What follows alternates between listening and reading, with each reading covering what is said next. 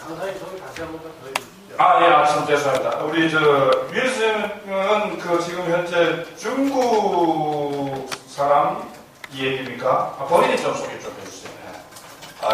제 정체에 대해서 잘 모르시는 분이 많으시는데, 저는 영화 만드는 사람이고요. 이런 앉아서 말씀드리면 되겠습니다. 네. 그리고 먼저 하나 좀 말씀드리면, 얘기하다가 더우면 벗을게요. 살이 많이 쪄서 엄청 덥습니다. 정말 괴롭습니다. 지금 보세요. 거기다 제가 예전에 먹고 살기 위해서 애니메이션을 몇 개 제작을 한 사실이 있어요. 오래된 일입니다. 그런데 그 전에는 이제 통일이라고 하면, 학교 다닐 때는 통일이라고 하면 4개 중에 하나를 지금 정확하게 맞추었던 그런 학생이고요. 그리고 나서 이제 대학 다닐 때는 이제 2가지 정도의 통일 세례를 받았습니다. 그래서 이제 첫 번째는 이제 제일 처음에 대학 1학년에서 2학년 다닐 때 이 통일에 대한 극히 감성적인 논리에 의한 통일 강의를 세례를 선배로부터 받았고, 제가 이제 나중에 어느 정도 학교에서 한 나이가 들고 나서 이제 주사에 의한 통일 세례를 엄청나게 받았던 사람입니다.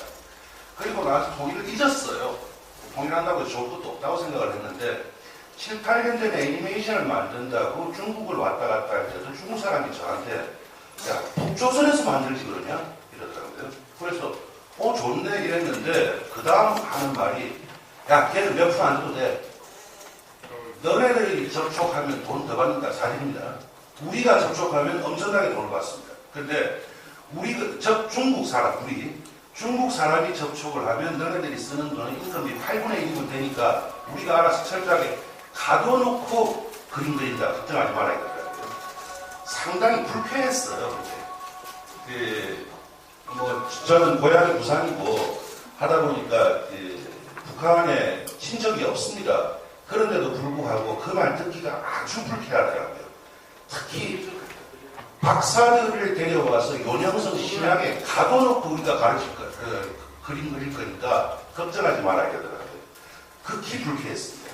그리고 나서부터 통일 문제에 대해서 이제 조금 나름대로 책도 읽어보고 했는데, 제가 기본적으로 세계사를 좋아하다 보니까 외국 통일 사례에 대해서 한번 얘기를 대담식으로 해보자라고 김 박사님 말씀하셔서 왔습니다. 예매를 우리가 이제 우리 유희 선생님하고 먼저 얘기를 좀 했으면 좋겠네요. 이제 예매는 아시다시피 오스만 투르크의 이제 지배를 오랫동안 받았습니다. 16세기에도 받고, 그 다음에 18세기에도 받고 오랫동안 받았습니다. 오스만 투르크에서. 그러다가 이제 남아덴이 이 영국의 점령을 당하고, 그 다음에 이제 1차 세계대전은 북예멘이 독립하고, 또 남예멘은 그대로 영국이 지배하고, 62년에는 북예멘이 쿠데타로 고아정수를 했죠. 이때 누구죠? 알리 살레 아플라죠? 네, 맞습니다. 아플라가 이제 지금은 이제 물러섰죠. 그래서 1970년도에 남예멘 사회주의 정권이 출범하고, 그다음에 다시 남북 국경에서 전쟁을 하고, 그런데 81년에 살레 대통령이 남예멘을 첫 방문하게 되고, 87년에는 남예멘 대표단이 북예멘을 방문하게 되고, 그래서 88년에는 남북 국경선 문제를 철수하고, 일단 90년 5월 22일에 통일예멘이 이제 출범을 했습니다. 그것이 이 계략적인 이제 예멘의 지역 이제 통일 로드맵이라고 할 수 있겠습니다. 그 뒤에는 이제 다시 무력 충돌해가 재통일도 되고, 살레 대통령도 이제 옛날에 자스민 혁명이라고 했죠. 그 무렵에 이제 물러나고, 지금도 아마 전국이 안정되지 않는 그런 형태입니다. 근데 이제 우리가 이제 아시다시피 우리도 단일 민족인데, 이 예멘도 단일 민족이면서 우리하고 하나 다른 점이, 우리는 아까 염전재 교수님하고 이야기할 때 조금 언쟁 비슷한 측면도 좀 있었지 않았습니까? 물론 이 나라도 있겠지만, 저는 이제 이 나라에 대해서 하나 좀 긍정적으로 보는 측면이, 이슬람 공동체라는, 그것이 자기가 선택한 것이든 태생적부터 이슬람을 할 수밖에 없는 다소 강제적인 것이든 간에 이 사람들은 이슬람 공동체라는 그런 의식이 강하다. 왜 내가 이런 말씀을 드리냐 하면은 이 사람들이 어쨌든 간에 통일을 이루는 데 있어서 이슬람이라는 그 이슬람 국가라는 그리고 아랍 민족이라는 그런 것이 독일이 약간 이제 게르만 민족이고 약간 문제점을 아까 연동재 교수님께서 말씀해 주셨는데 저도 적극 동의합니다. 그래서 그렇지만 이 사람들도 다르게 김균식 박사가 와가지고 1200명밖에 안 죽었다 그러는데 아니고요. 15만에서 한 25만 명 죽었습니다. 네. 왜 그렇게밖에 안 죽겠습니까? 전쟁을 얼마나 했는데요. 네. 그래서 이제 첫 번째 우리가 이 사람들이 그나마 한 20여 년 만에 통일을 이룰 수 있었다는 것이 네. 우리하고는 좀 다른 측면이 아랍 민족이자 이슬람 국가였다는 건 모슬림이었다는 겁니다. 그래서 아시다시피 여기 뭐라 그래놨습니까? 종교는 제가 알기로는 북예멘이 수니파고 남예멘이 시아파입니다. 좀 헷갈릴 수도 있고 제가 옛날에 공부했을 때는 그렇게 알고 있습니다. 순니와 시아가 그렇게 갈라지가 있습니다. 여기도. 그래서 이제 이슬람이라는 것을 갖다가 제가 볼 때는 통일에 긍정적인 역할을 한 것으로 저는 그렇게 좀 판단하고 있습니다. 그리고 여기 아까 순니파하고 시아파하고도 지금 같이 있고 그렇지만 그런 것들이 종교와 파벌이 좀 다르죠. 종교는 같지만 파벌은 달라도 제가 볼 때는 이 이슬람이라는 또는 아랍 민족이라는 것이 예멘에 통일하는데 큰 영향을 줬다. 그리고 이 예멘 통일이라는 것은 국제사회에서 예멘이라는 나라가 크게 이 주목받지 못했습니다. 아까 유일 선생님 내가 얼마 전에 전화할 때 아랍이 오만이 어디 있는지 뭡니까? 예멘이 어디 있는지 잘 모른다. 그래서 이제 우리 시아파나 이슬람 얘기를 좀 해서 거기에 대해서는 순위파하고 거기에 대해서 좀 잠깐 언급을 좀 해주시면. 예멘 우리 약사가 가지고 온 문제점인데요. 예멘 통일됐는데 지금 내전 중입니다. 오늘 현재. 그래서 저기 보면 그 도시가 나오네요. 사다라고 하는 도시가 나오는데 아덴이라고 하는 도시가 나오지 않습니까? 헌법상 그 수도가 사나입니다. 그런데 현재 사나는 발랑군이 장악하고 있고요. 아덴으로 정부 기능이 오늘 현재는 이동해 있습니다. 2015년에 작년에 지나간 것이고요. 예멘이 상당히 성공적인 통일 사례로 들을 경우가 많은데 제가 보기에 아직 그렇게 성공적인 것 같지는 않습니다. 어쨌든 사회자님 말씀하신 것에 대해서 말씀을 드린다면 이슬람에 있습니다. 순니파가 있고 시아파가 있습니다. 그래서 인구는 순니파가 더 많고요. 예멘하고 관련해가지고 어마어마하게 중요한 나라가 있습니다. 바로 옆에 있는 사우디아라비아입니다. 그래서 우리나라 같은 경우에 4강이 관련이 되고 언제나 이제 대통령이 처음 취임을 하면 처음으로 하는 외교 행위가 4강 대사의 임명, 그 다음에 두 번째가 영국 프랑스 대사의 임명으로부터 시작을 하지 않습니까? 똑같이 예멘의 경우에는 사우디아라비아 대사가 누군가, 사우디아라비아 대사가 우리나라 주기 대사같이 실질적으로 외무장관보다 더 속칭 끝발이 있는 그런 사람이 가는 경우가 참 많습니다. 시아파, 순니파는 지금 AD 680년경부터 얘기가 시작이 되고요. 어쨌든 쉽게 얘기를 하면 우리 보통 마호메트라고 알고 있는데 무하마드라고 사람들은 발음을 하는가 봅니다. 이슬람의 창시자 이 사람의 후계자가 핏줄에서 나와야 하느냐 아니면 원로들 기독교 개념으로 장로들이죠. 원로들이 합의위에서 나와야 하느냐는 큰 두 개의 흐름 때문에 생긴 그리고 그 이후에 지금 한 1200년 동안 피가 오늘도 멈추지 않는 싸움입니다. 그래서 현재 이제 예멘 같은 경우에 북예멘 이게 동서예멘 우리가 잘 알면 동서라고 얘기를 할 건데 북쪽에 튀어나와 있는 부분이 있어서 북예멘이라고 얘기를 하나 봐요. 어쨌든 우리가 보기에 지금 사나라고 하는 지역이 있지 않습니까? 그리고 그 밑에 아덴이라고 하는 곳, 요 지역을 포함한 지역을 우리가 보통 북예멘이라고 하고요. 옆에 있는 지역, 그 지역을 이제 남예멘이라고 합니다. 요거 말고 제가 준비한 지도는 있는데 나중에 한번 보시면 조금 더 명확하게 가실 겁니다. 그래서 북예멘은 사우디아라비아 영향도 크고 그 외 다른 영향도 있고 해가지고 순니파가 좀 강한 편이고요. 남예멘은 시아파가 상대적으로 조금 더 많은 그런 상황이 지금 벌어져 있는 상황입니다.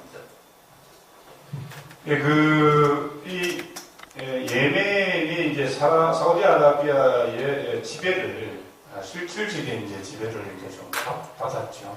받아서, 우리가 이제, 왜냐하면 남북 간의 얘기를 계속 하다 보면은, 우리가 오랫동안, 우리 남한에는 일정 기간 동안 군사 독재라는 게 있었고, 또 북에는 아직도 상대 세습이라는 게 있었고, 그런 이 분단 과정을 쭉 내려오면서 남한 내부에서도 통일 문제를 둘러싼 갈등이 너무 많기 때문에 이런 예멘이나 베트남이나 독일 이런 나라들은 어떻게 분단을 극복해 왔는가 이 문제가 굉장히 중요합니다. 그래서 제가 첫 번째 예멘의 긍정적인 측면을 좀 꼽는다면은 아랍 민족과 이 종교가 똑같다는 겁니다.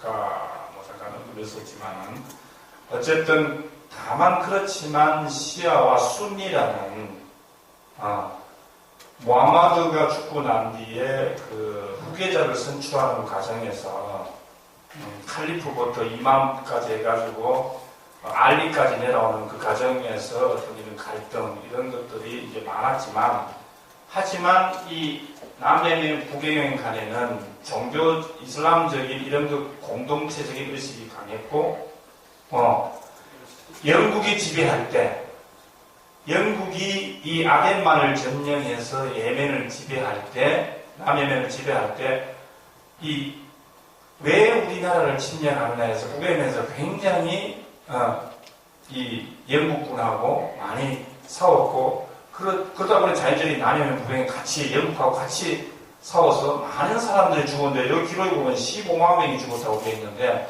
15만 명 이상으로 죽었다고 봐야죠. 굉장히 많이 죽은 거죠. 그래서 우리가 이 독일 통일의 밑거름이라고 저는 생각하는 것은 서방우의 정책이라든지 스텝 바이 스텝을 하는 빌리 브란트의 동방정책이라든지 이런 것도 있지만은 저는 그 중에서 가장 중요한 것이 어쨌든 서로 경쟁을 하면서도 동서독 간에는 대화 협력을 했고 특히 서독교회가 어쨌든 많은 지원을 하고 교류가 있었다. 그것이 통일의 밑거름이 상당한 밑거름이 되었다고 저는 본다는 겁니다. 그래서 우리가 예멘을 이렇게 보면은 이슬람과 아랍 민족주의가 예멘 통일에 긍정적인 영향을 미쳤다. 그래서 우리는 어떻게 할 것인가를 여러분들한테 한번 그 시사점을 던져준다는 것입니다. 그래서 지금은 이제 어떤 상태라고 그랬죠? 네, 자스민 혁명 이후에 자스민 혁명에 의해 가지고 움직인 곳은 차라리 북예멘 지역이었는데요.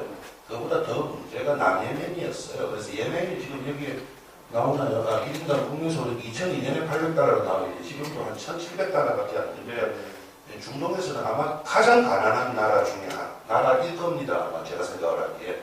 그런데 남예멘에 석유가 나와버렸어요. 그런데 실질적으로 석유라고 하는 것이 채굴, 운반, 정유, 판매 이 4단계로 것이게 되어 있거든요.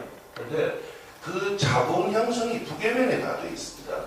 그러다 보니까 당연히 갈등은 생기는 것이고, 그 다음에 이제 1991년에 통일이 됐다고 지금 이제 나와 있는데, 90년 5월 22일이라고 하는데, 30개월의 유예 기간을 뒀거든요. 30개월 동안. 그래서 이제 출범을. 과거 정부 수립으로 봐야 되겠습니다. 예. 과거 정부. 예. 그렇게 하면서, 좀 어거지로 이렇게 됐어요. 그 인구 비례로 해가지고 남예멘에서 몇 명을 파견하고 북예멘에서 몇 명을 파견해가지고 통합의회를 구성하고 그 의회의 권한은 어떠했고 북예멘 대통령은 국가의 대통령이 프레지던트 오브 스테이트 국가의 대통령이 되고 남예멘의 그 당시 대통령은 아니고 서기장이었습니다. 서기장은 프레지던트 오브 가버먼트 그러니까 정부 수반이 된다 뭐 이런 식으로 조금 어거지로 붙인 면이 많았는데 문제는 북예멘에서 나중에 장관 및 공직 분배에 의해서 약속을 안 지켰다라고 하는 것이 남예멘 측의 주장이고요. 북예멘 측의 주장에 의하면 숫자적으로는 맞습니다. 네, 그렇게 해서 갈등이 생겼던 것이고, 그래서 갈등이 중첩이 돼가지고 작년에 또 터졌어요. 그래서 지금 무장해서 싸움을 하고 있고, 남예멘의 소년병 문제라든지 학살 문제는 지금 좀 심각한 상황입니다. 예. 그래서 이제 지금 현재 아직 분열 중이다 이제 이렇게 말씀하셨는데 예멘은 1934년일 겁니다. 1934년에 사우디아라비아에 전쟁이 있어가지고 예멘의 일부 지역을 사우디에 이렇게 양도를 하게 됩니다. 양도를 하게 돼서 그래서 사우디의 영향을 많이 받고 또 남예멘은 소련의 영향을 많이 받게 되죠.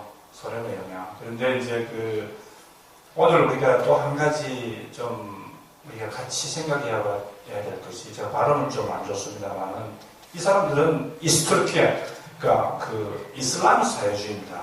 이슬람 사회주의 국가들입니다. 그 이슬람에서는 제가 기억하기로 세 가지는 어떤 한 사람이나 소수의 무리가 독점하지 못합니다. 물, 풀, 땅.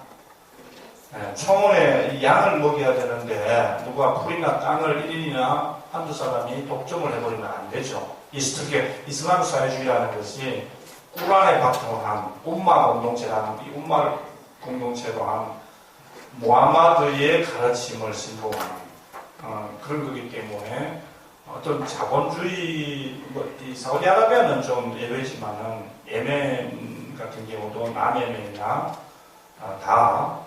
이 이슬람 국가는 특히 이스트르키아, 이슬람 사회주의 국가를 추구하는 이슬람 국가는 이 세 가지는 누가 한 사람을 독점하는 것을 절대 금기시 합니다. 그 근거는 꾸란이라는 데 있죠. 꾸란이라는 것도 성립된 게 600년, 7세기부터 이제 했는데, 네. 예멘도 그때부터 자기들이 모슬림이었다는 겁니다. 예멘은, 무슬림이 사우디아라비아 메카라고 하는 데가요, 지금 안 보이는데 예멘하고 가깝습니다. 우리는 사우디아라비아 하면 리야드라고 하는 수도를 많이 생각을 하거든요. 리야드는 정말 딱 중간에 있는데, 메카는 그런 데가 아니고, 이 왼쪽에, 서쪽에 붙어 있습니다. 그래서 예멘에서 아주 가까운 지역인데, 실질적으로 예멘은 이슬람화 할 때 다른 국가보다는 저항이 조금 더 있었습니다. 하지만 실질적으로 상당히 빨랐죠. 저항이 있을 이유가 지금도 예멘 인구 중에서 흑인 인구 비율이 약 15% 넘어갑니다. 이디오피아 쪽에서. 지금 아덴 옆에 아주 살짝 붙은 데 있죠. 저쪽에 홍해로 들어가는 곳이거든요. 그래서 저기 이제 스케이프 오브 골이라고 해서 황금의 곳이라고 얘기를 합니다. 저기서 아프리카에 지금 이제 에리트레아, 지부티 저기까지가 40km밖에 안 됩니다. 우리나라가 옛날에 조은현 선수가 부산 다대포에서 헤엄을 쳐서 대마도까지 가서 60몇 킬로였거든요. 근데 저게 40km 정도밖에 안 됩니다. 거의 붙어 있는 거나 매한가지입니다. 다단에서 헤엄보다는 조금 더 떨어져 있지만, 그렇기 때문에 이 흑인 인구가 많고요. 지금도 또 상당히 많은 인구가 좀 놀라시겠지만 인도네시아 사람들이 되게 많아요. 우리가 대륙지향국가다 보니까 항상 대륙루트만 생각하는데 해양루트가 따로 있지 않습니까? 지금은 중국의 1대1로 하는 건데, 그래서 인도네시아에서 온 장사꾼들이 참 많고 자본은 어떠한 열정보다 빠르거든요. 그래서 장사꾼들이 많이 와 있고 또 인도 사람들이 많이 와 있어가지고 종교에 의해서 하나로 통일되는데 저항은 조금 더 셌다고 역사에 나와 있습니다. 자, 왼쪽 그림에 보시면 홍해에 이렇게 위치가 있습니다. 이것도 우리나라는 흔히 교과서에도 그러고 실질적으로도 그러고 지정학적으로 굉장히 4대 강국에 둘러싸여 있다 이렇게 보고 있지 않습니까? 지금의. 그런데 실제적인 예로 사드 문제 때문에 미중 간에 이렇게 다툼이 있고 남북 간의 다툼도 있고 또 우리 남남 간의 소위 갈등이 있습니다. 근데 이 사람들 역시 이 홍해가 지정학적으로 굉장히 중요한 위치에 있기 때문에 쉽게 말해서 우리가 외세의 개입을 많이 받고 침략을 당한 나라가 바로 이 예멘입니다. 하지만 아까 서두에 말씀드렸다시피 예멘을 누가 주목해서 통일 문제나 국제 정치에서 이 예멘을 주목해서 그렇게 주목받지 못한 나라다라고 그렇게 이야기했죠. 그래서 우리처럼 지정학적으로 중요한 위치에 있었고 홍해라는 걸 끼고 있었기 때문에 그 다음에 뭡니까? 사우디아라비아나 영국이나 또 인접 국가들이 터키나 이런 나라들이 굉장히 외세들의 침략을 받았다. 그런 얘기입니다. 그렇죠. 이 홍해 안에서 지정학적 위치라는 예멘이 굉장히 중요하지 않습니까? 네, 그 홍해가 왜 중요하냐면요. 수에즈 운하 때문에 그렇습니다. 그 수에즈 운하, 이집트 바닥에 수에즈 운하가 있어가지고 영국과 프랑스라고 하는 양대 파워의 생명줄을 쥐고 있었죠.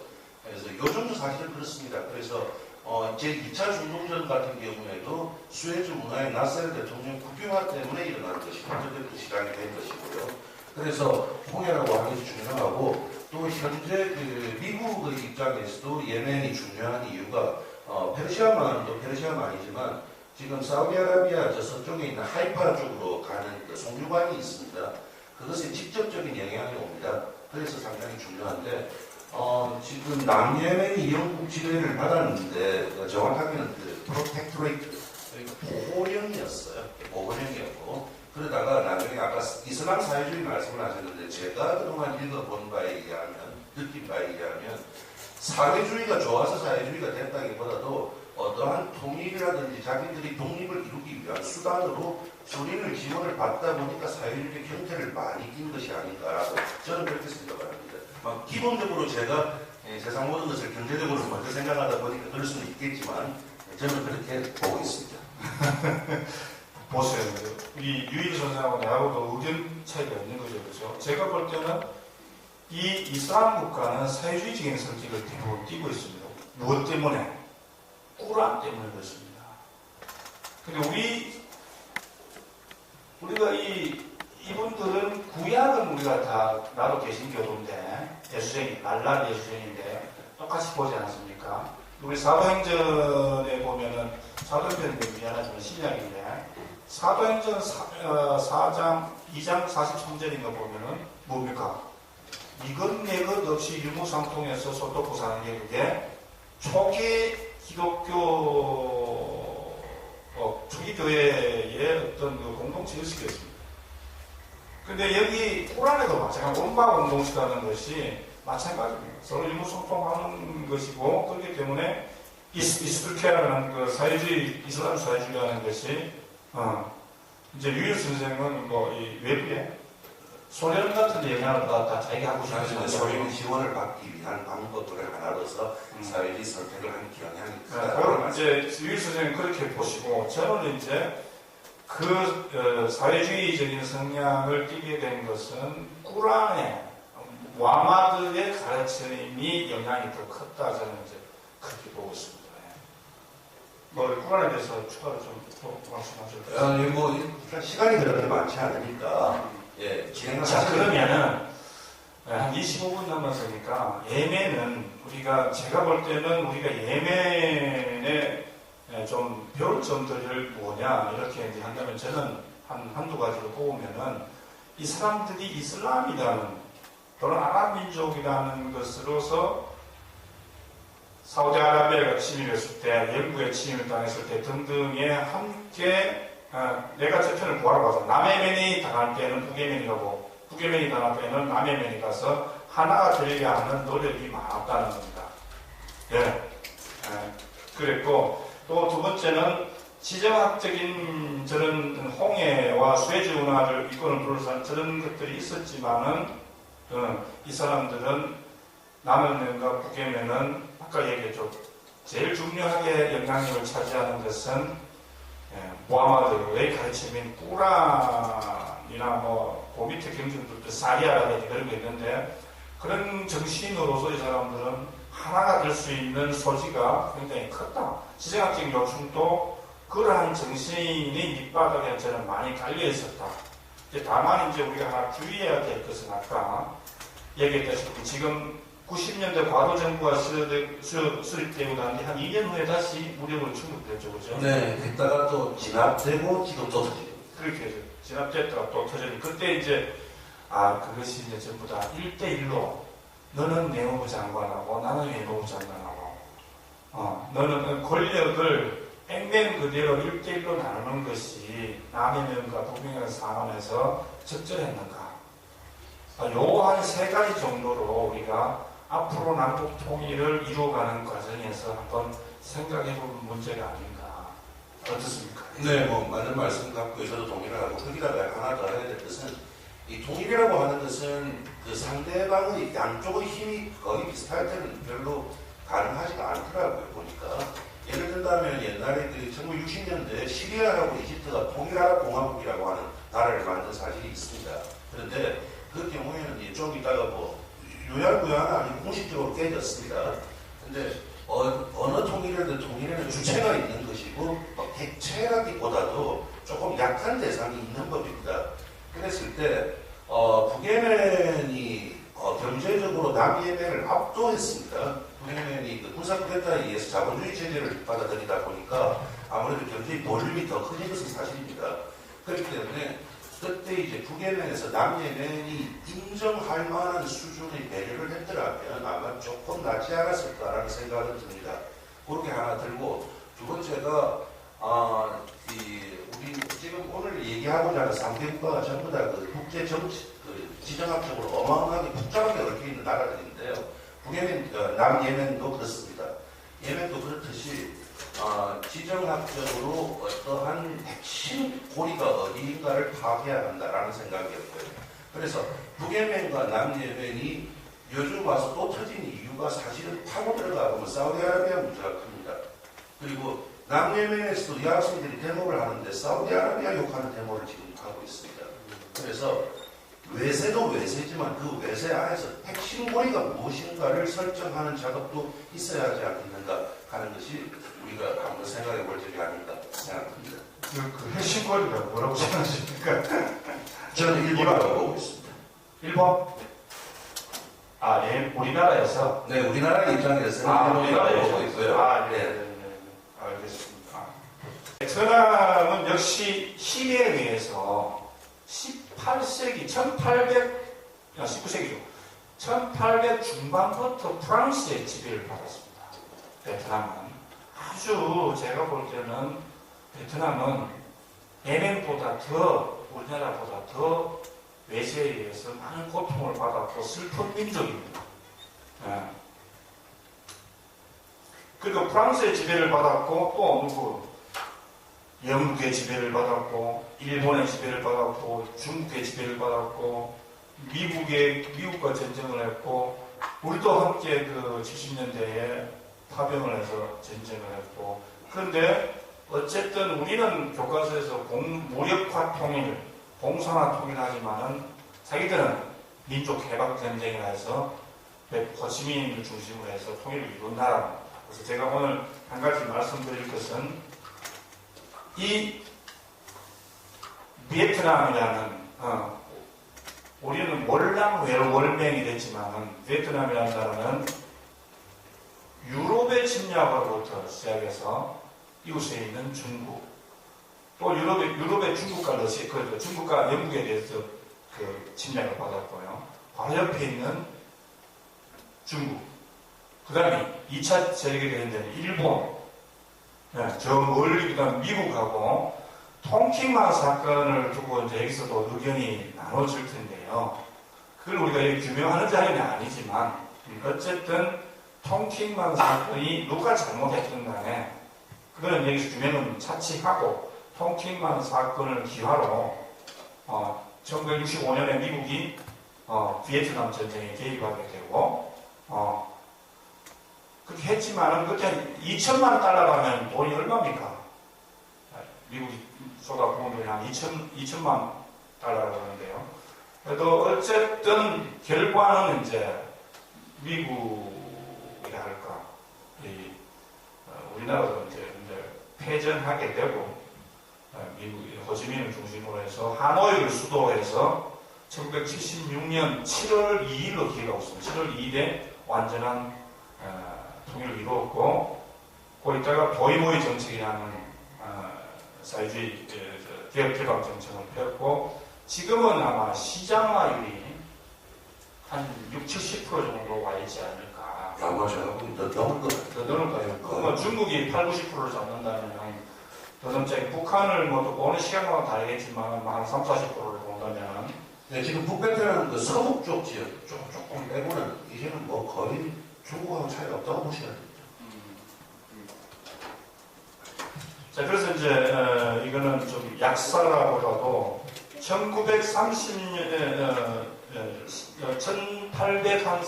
40년 때부터 프랑스의 지배를 받았으니 이 사람들이 얼마나 고통스럽겠습니까? 근데 이제 이게 1930년에 그 유명한 호치민이 주도하에 이 공산당이 결성되죠. 결성되고 1941년에 베트민이라는 것을 결성해서 그 모토가 반프랑스, 그 다음에 이 제국주의죠. 반제국주의, 그리고 반파시스트, 이렇게 해서 삼부를 해서 이 호치민이 주도를 해서 싸우기 시작합니다. 그리고 1944년에 구국군이 만들어지고, 그 다음에 정식으로 호치민이 베트남, 인민해방군, 베트남 해방군이라는 것을 만들게 됩니다. 그런데 이제 이렇게 하다가 싸우다 보니까 1945년 일본이 항복하니까 베트남을 북위 16도 남북에 누가 진주를 하는가 하면은 영국하고 중국이 진주를 하게 됩니다. 근데 영국 사람을 쫓아내려고 하다 보니까 누구를 불러들이냐면 다시 자기를 오랫동안 지배했던 프랑스를 다시 호치민이 불러들이게 됩니다. 그런데 또 호치민하고 프랑스하고 또 전쟁을 했는데 이걸 몇 년 했느냐? 약 8년 동안 전쟁을 합니다. 8년 동안. 약 8년 동안 전쟁하면서 휴전을 하면서 17도선에서 야, 너가 이제 2년 후에 물러가라. 물러가라 했는데 그게 잘 물러가지 않고, 우리가 잘 아는 사람 있죠? 고딘 DM이라는 월남이라는 월남 그 정부가 수립된 겁니다.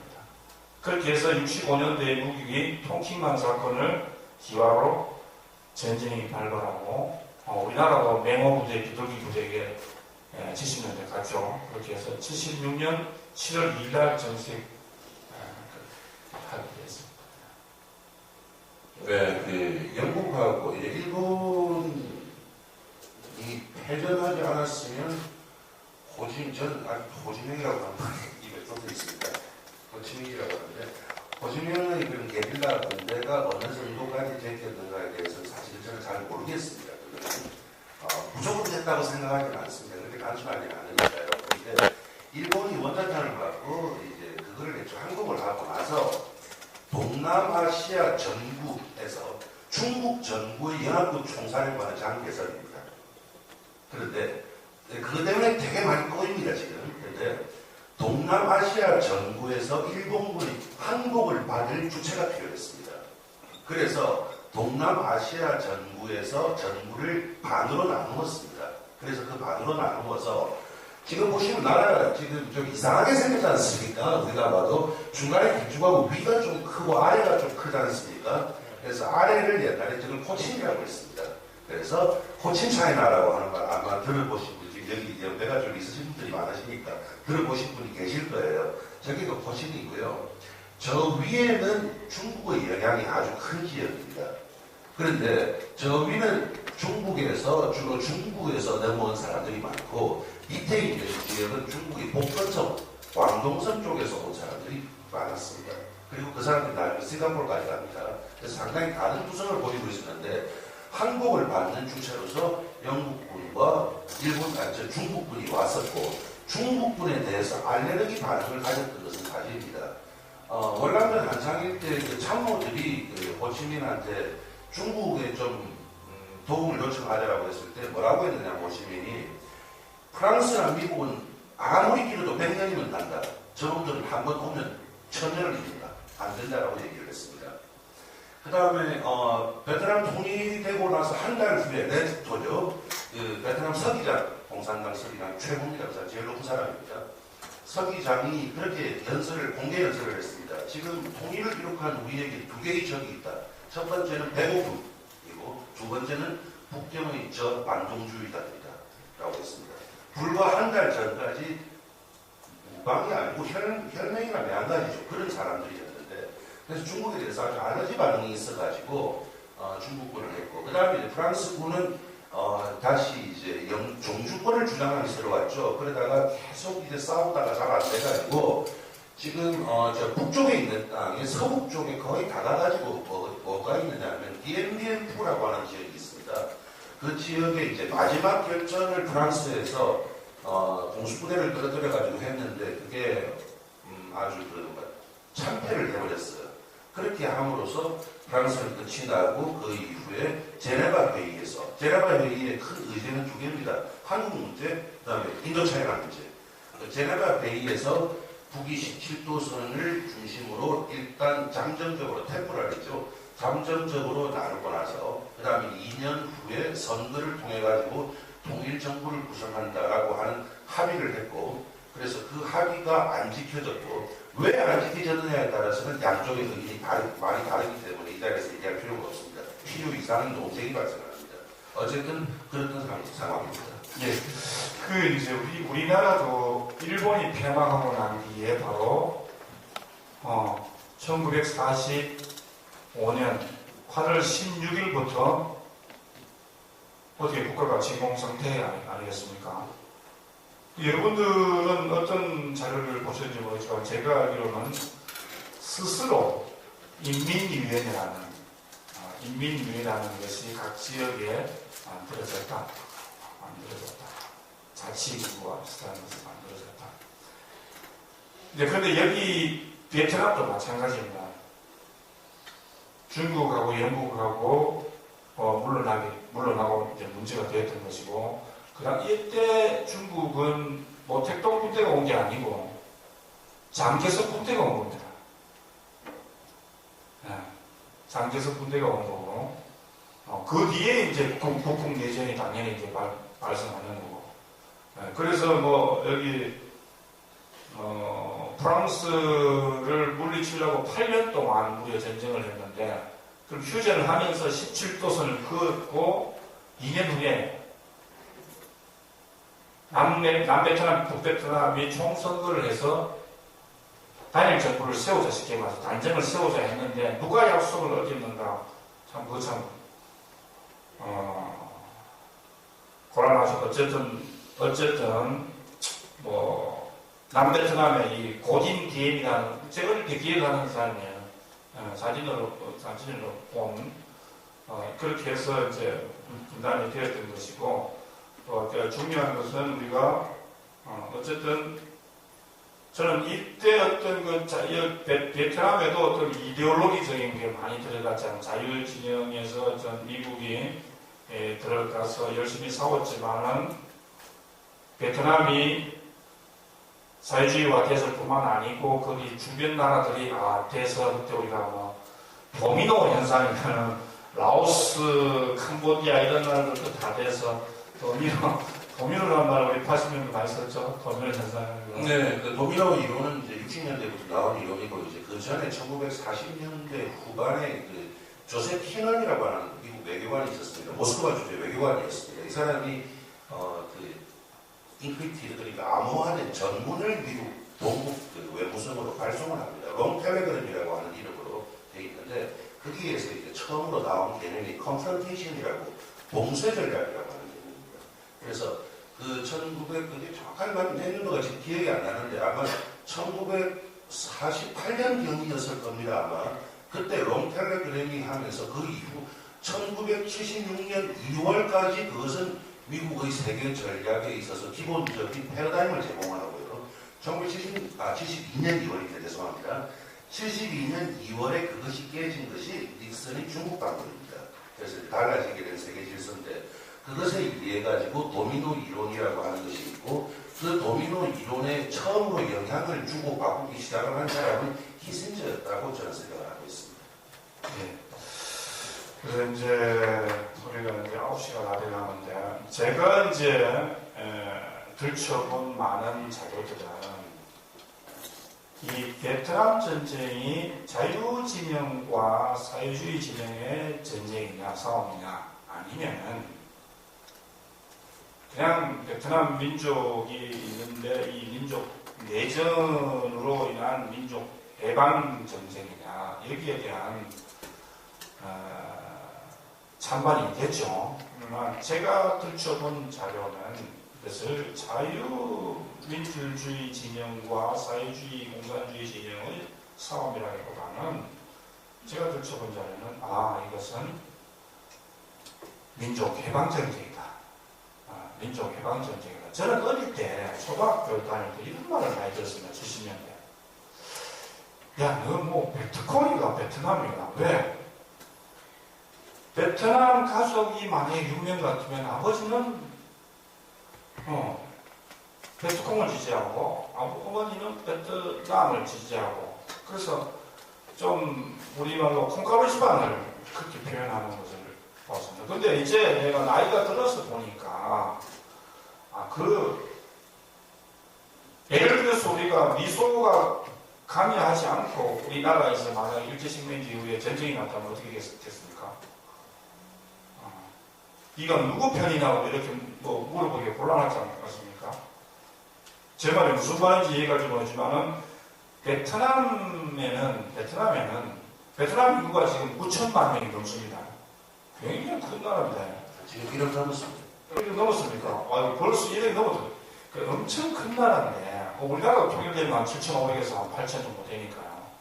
하여튼 그 가족 안에는 쉽게 말해서 북이 17도에 관계하지 않고 우리나라 같으면 38도선에 관여하지 않고 내 종국이 어디냐 물었을 때 충분히 일어날 수 있는 일이라고 약간 중년에 대해서는 그렇게 이해할 수가 없죠.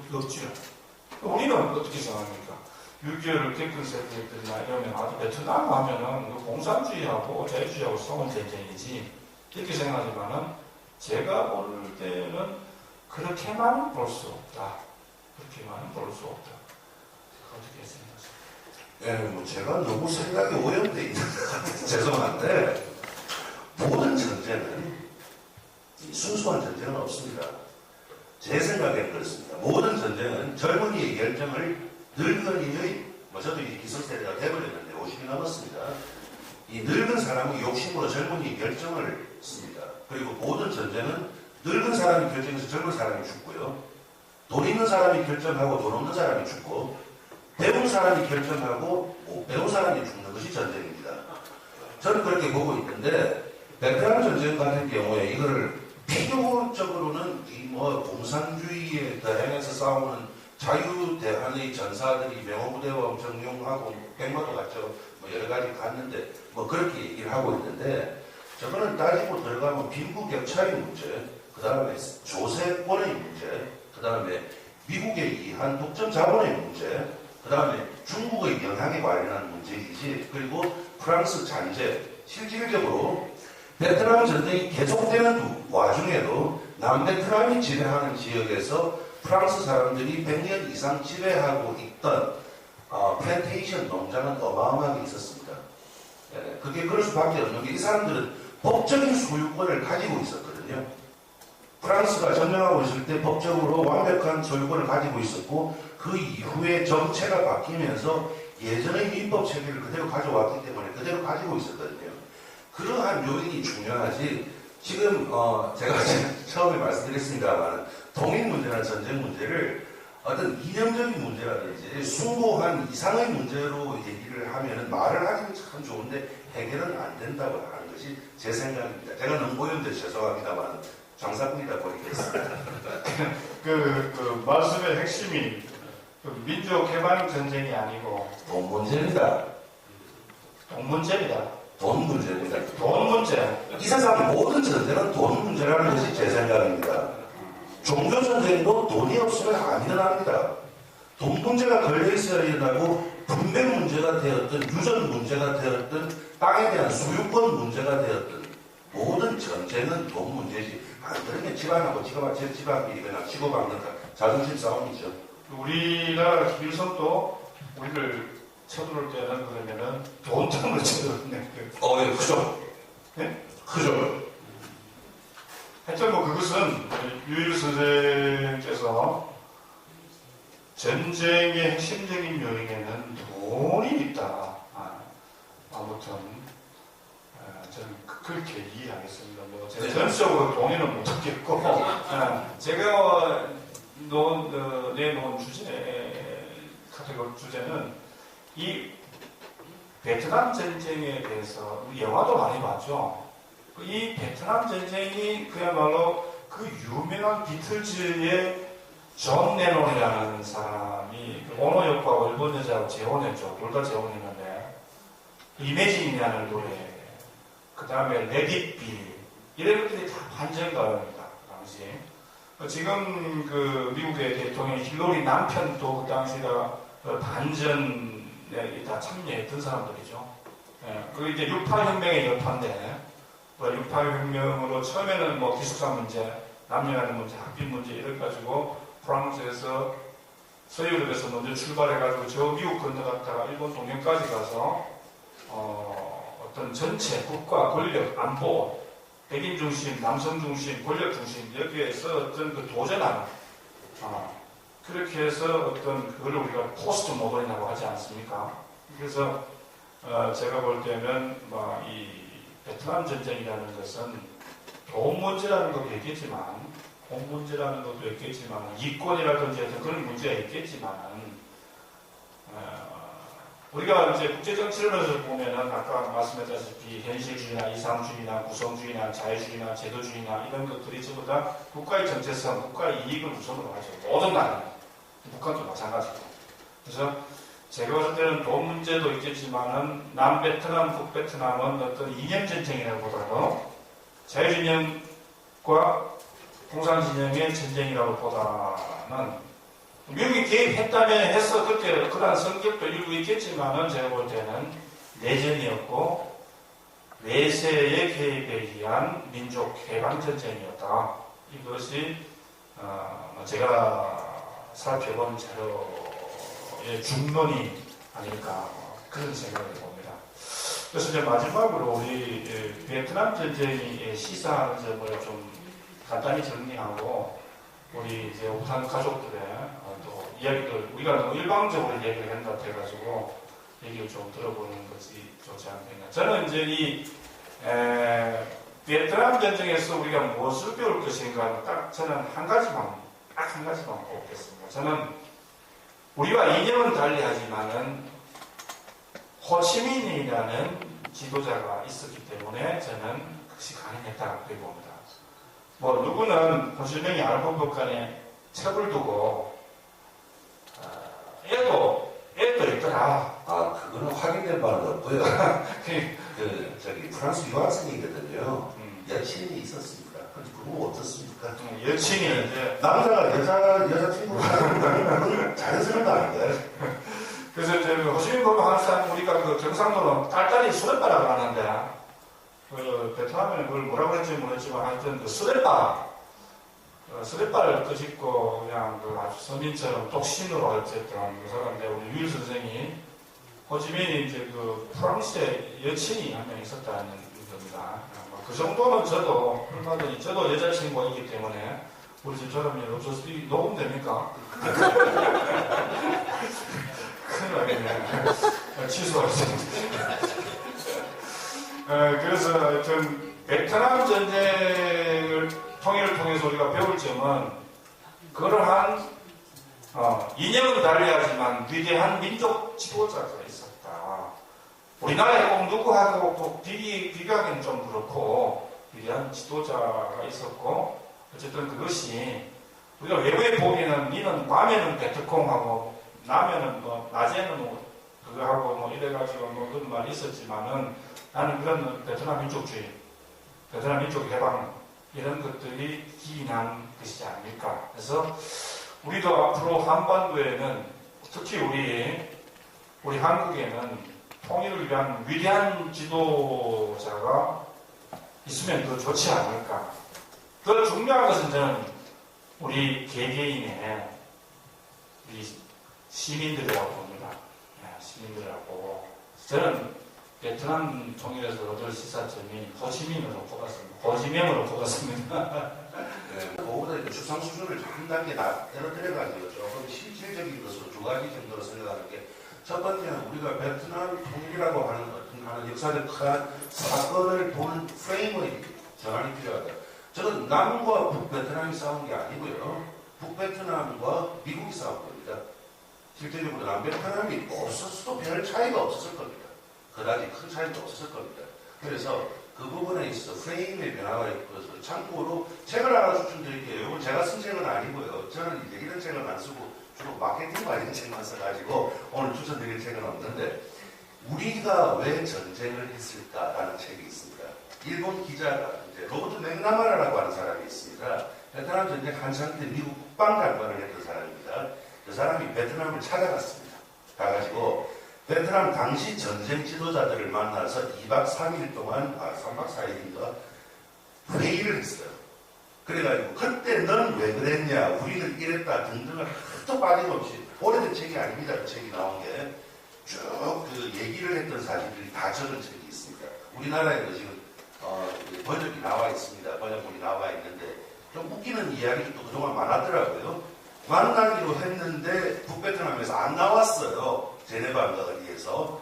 그래서 그때 너네들 왜 안 나왔냐 하니까 이쪽에서 웅성웅성하면서 우리는 대사관에서 너네들 전화 기다리고 있었다 라고 하는 참 어림없는 소리도 나오고 해서 참 재밌습니다. 그건 안 읽어보시는데, 어쨌든 첫 번째는 프레임을 변하고, 두 번째는 지금 남북 통일을 우리가 남쪽에 앉아서 얘기할 때 조금 다른 얘기가 되겠습니다만은, 독일보다도 더욱 통일 이후 준비에 대한 경각심을 일깨우는 것이 바로 베트남 통일이 아닌가. 그 평생 통일과 그 해방을 위해서 목숨을 바쳤던 그 해방 전사들 중에서 제일 높이 올라간 사람들이 우리나라로 지금 대략 9,000장 정도 올라갔어요. 9,000장 정도 제일 높이 올라간 사람이. 그리고 수용소에 있던 부패한 남베트남 테크노크라스들은 곧 다 데려왔습니다. 행정이 안 돌아간 겁니다. 그래서 그 부분에 있어가지고 과연 그러면 이제 통일을 제가 예전에 통일부 쪽 일을 프로젝트를 하면서 통일부 공무원한테 한 2번 물어본 적이 있는데, 현재 그 우리나라 같은 경우에 당장 통일이 되면은 국민건강보험이 2달을 못 버틴다고 하더라고요. 그리고 국민연금도 날아가 버리는 것이고, 그 다음에 그 기본적인 행정용 컴퓨터만 100만 대 필요하답니다, 북한에. 그래서 그러한 것들에 대해서 정말 남들이 들으면 우습게 보이는 것들부터 우리는 하나하나 준비를 해야 됩니다. 당장의 DDD 번호는 어떻게 할 것인가, 우편 번호는 어떻게 할 것인가, 그 다음에 길 체계는 어떻게 할 것인가 등등. 남들이 우리나라는 너무 거대 단어에 익숙해 있어요. 다들 통일이 오라 하는데, 통일되고 나서 그 다음날 뭐가 할 건가 아무도 생각을 안 합니다. 그리고 그런 얘기하면 경멸합니다. 그렇지만 그런 얘기가 사실은 또 그런 얘기를 하는 사람도 있어야 된다라는 것이 제 생각입니다. 이상입니다. 우리가 그 십자군 전쟁이니까 시온의 나가는 것은 십자군 전쟁 이야기 보면은 이런 얘기가 옵니다. 전쟁이 난 모든 부조리한 것을 한꺼번에 날릴 수 있는 정치적 수단이다.